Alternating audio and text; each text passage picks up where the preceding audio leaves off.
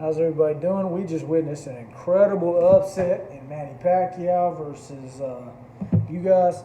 You guys look great tonight.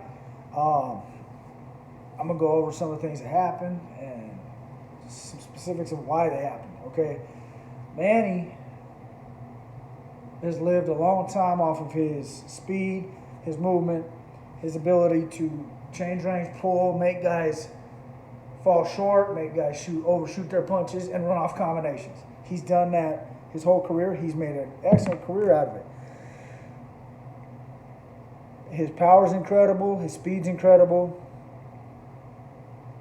So many benefits. His timing's incredible. He has great timing, okay? But I gotta say that the things that you don't perfect in this game will catch up to you, and they caught up with Manny tonight. Okay, and the first one being the main thing is his defense.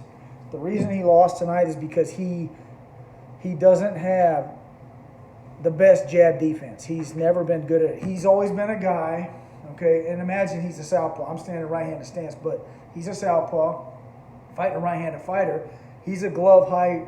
He keeps his gloves high, or he tries to read the shot, fall in with the left hand. So he would be left hand, but I'm throwing the right hand.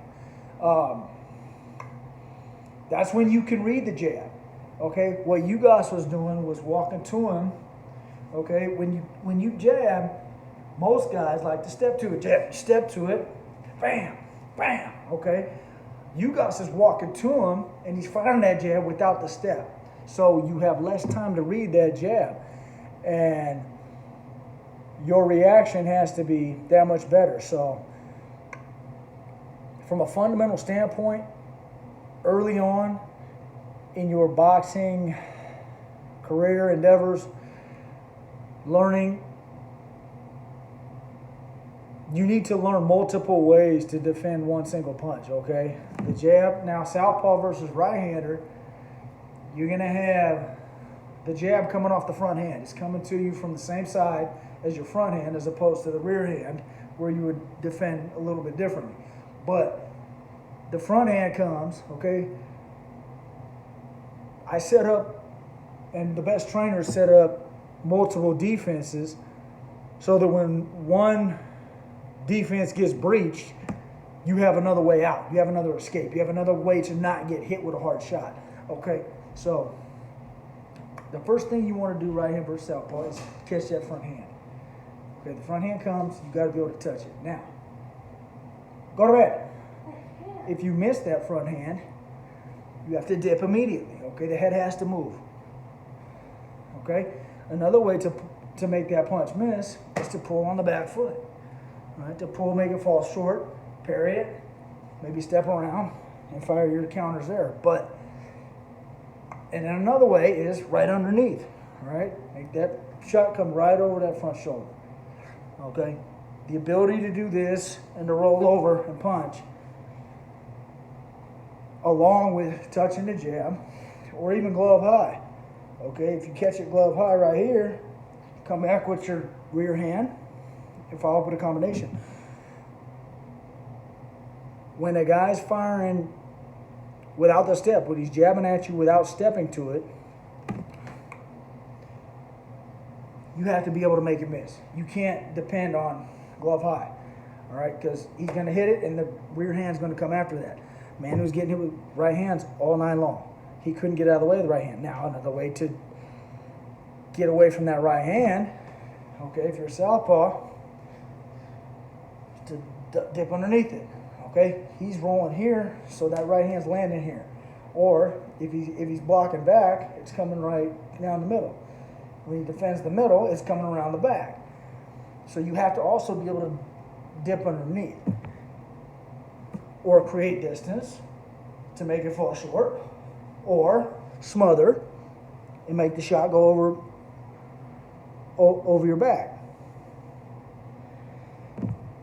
These are some fundamental defenses that Manny,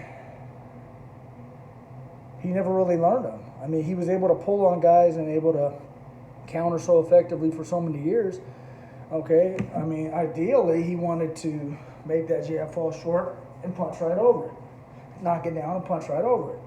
Or slip underneath and hit him with the rear hand.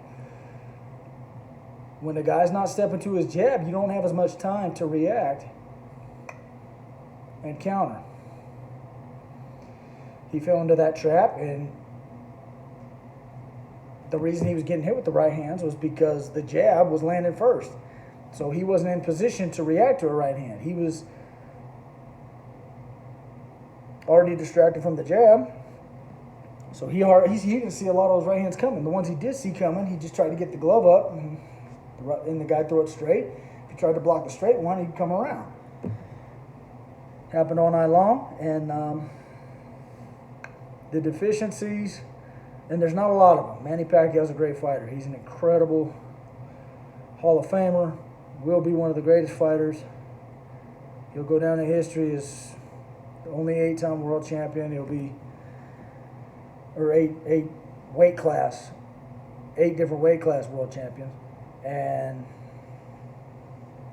his wins are remarkable. There's nobody that's going to touch him in a lot of categories. You know, he's probably one of the funnest and most exciting fighters we've ever seen. But the fundamentals that he didn't capitalize on early on caught up with him tonight. And for all the young fighters out there, you got to learn multiple defenses, not just one. Okay, multiple ways to land punches, multiple offenses. You have to be well-rounded and well-versed in this game, or eventually it's going to catch up to you at some point. Okay, you can win a lot of fights on athleticism, speed, movement, power, but what you don't know, you will run into, and it will put you in check at some point.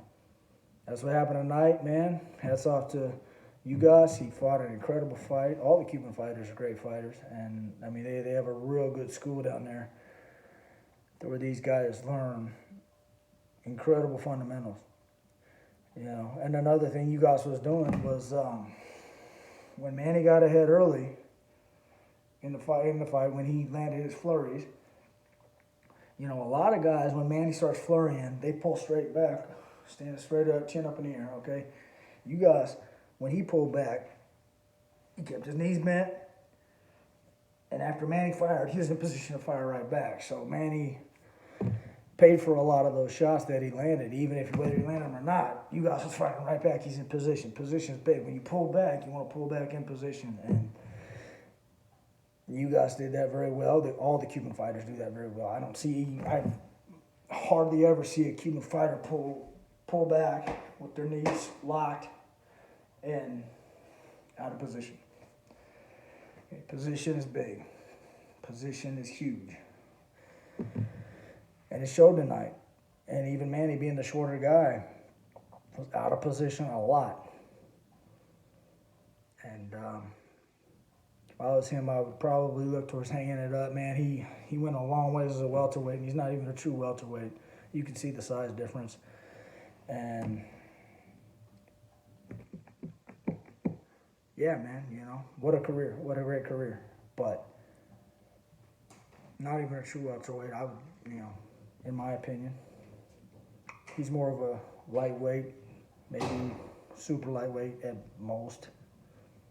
And he got to be welterweight champion 4 different times. I mean, what an incredible run and incredible talent. Manny Pacquiao, you're the man, buddy. And great career, man. I'd walk off in the sunset because going down in weight's probably not going to happen at this point, and these welterweights are a lot bigger than the man. And now that his legs aren't as strong and he's not as fluid on him, he's not as mobile, guys are going to start walking him down more and more. And that size difference is going to make a lot more difference now that you're not as mobile. He's still mobile, but he's not 12-round mobile. It's a different thing. So that's my take on tonight. Great show, great boxing. It's always good to see upsets. I love them. And